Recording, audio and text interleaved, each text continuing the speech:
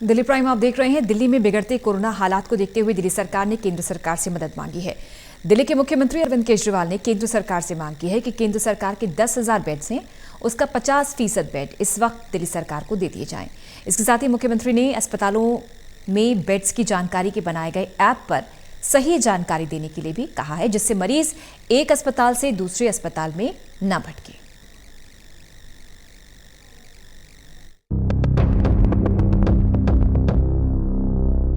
दिल्ली में बढ़ते कोरोना संक्रमण की चेन तोड़ने के लिए केजरीवाल सरकार ने पहले नाइट कर्फ्यू लगाया।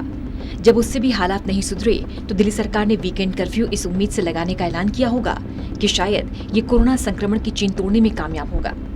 लेकिन वीकेंड कर्फ्यू के पहले ही दिन दिल्ली में कोरोना मरीजों की संख्या में जबरदस्त उछाल आया। आंकड़ा 24,000 के पार हो गया। हालात बेकाबू होते देख मुख्यमंत्री केजरीवाल ने केंद्र सरकार से मदद की मांग की। दिल्ली में केंद्र सरकार के 10,000 बेड्स हैं, इसका 50% बेड इस वक्त दिल्ली सरकार को दिया जाए। साथ ही मरीजों की बढ़ती संख्या को देखते हुए ऑक्सीजन की मात्रा भी बढ़ाई जाए। कई कोरोना मरीजों में संजीवनी बूटी का काम कर रही रेमडेसिविर इंजेक्शन की डोज भी बढ़ाने की मांग की है। केंद्र सरकार के लगभग 10,000 बेड्स हैं दिल्ली में। इसमें से कम 50% बेड्स कोरोना के लिए रिजर्व किए जाएं। जैसे अगर मैं बताऊं, जो मेन ऑल इंडिया मेडिकल है उसमें 1162 बेड्स हैं टोटल। उसमें से केवल 23 बेड्स कोरोना के लिए रिजर्व किए गए हैं। सफदरजंग हॉस्पिटल है, उसमें 2900 बेड्स हैं टोटल।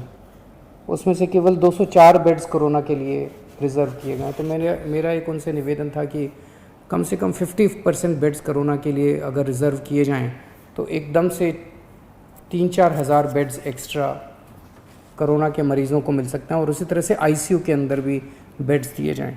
दूसरा, उनको मैंने बताया कि किस तरह से दिल्ली के अंदर ऑक्सीजन की कमी हो रही है। अगर ऑक्सीजन की तुरंत सप्लाई दिल्ली में की जाए, और प्राइवेट हॉस्पिटल्स में आज मुझे बताया गया है कि ज़्यादा कमी हो रही है, तो अगर ऑक्सीजन की सप्लाई तुरंत करवा दी जाए। और तीसरा, मैंने उनको बताया कि रेमडेसिविर और टोसिलिजुमैब की काफ़ी किल्लत हो रही है, अगर वो मुहैया कराई जा सके। लोगों की शिकायतें आ रही हैं कि दिल्ली सरकार ने कोरोना मरीजों की सुविधा के लिए अस्पतालों में बेड की स्थिति पता लगाने के लिए जो ऐप बनाया वो दिखाता कुछ है, जबकि अस्पताल में स्थिति कुछ और होती है। इन शिकायतों को देखते हुए सीएम ने निर्देश दिए कि जो अस्पताल ऐप पर सही जानकारी नहीं दे रहे उनके खिलाफ एक्शन हो।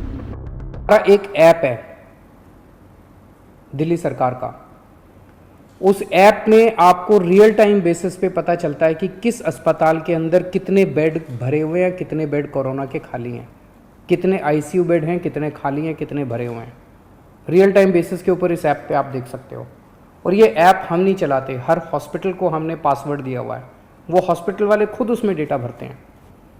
तो जिस हॉस्पिटल ने अपने ऐप में, हमारे दिल्ली सरकार के ऐप में भरा हुआ है कि अभी मेरे पास 40 बेड खाली हैं, और कोई वहाँ जाता है और बेड मांगता है और अस्पताल मना कर देता है, तो ये इसके खिलाफ अब सख्त कार्रवाई की जाएगी। इस तरह की शिकायतें आ रही हैं कि ऐप में दिखा रहे हैं कि बेड है, लेकिन अस्पताल बेड दे नहीं रहे।